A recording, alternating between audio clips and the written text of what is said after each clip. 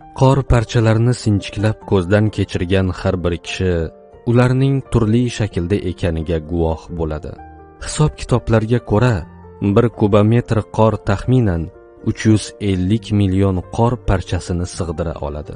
Bu parchalarning barchasi olti burchakli va kristal tuzilishga, eng hayratlanarlisi, ularning har biri o'ziga xos shaklga ega. Qor parchalarining xilma-xilligi va mukammalligi Alloh taoloning al-badiy sifatining namoyonidir. Zero Alloh har bir narsani hikmat ila yaratgan al-hakim bo'lgan zotdir.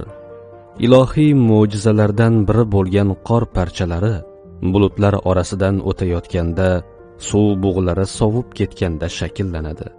Uzoq yillar davomida qor parchalarining tuzilishi olimlar e'tiborini tortib keladi. Bu borada bir qancha izlanishlar olib borildi. Natijada bitta qor parchasi 200 dan ortiq muz kristallaridan tashkil topgan kristallar uyumi ekani aniqlandi.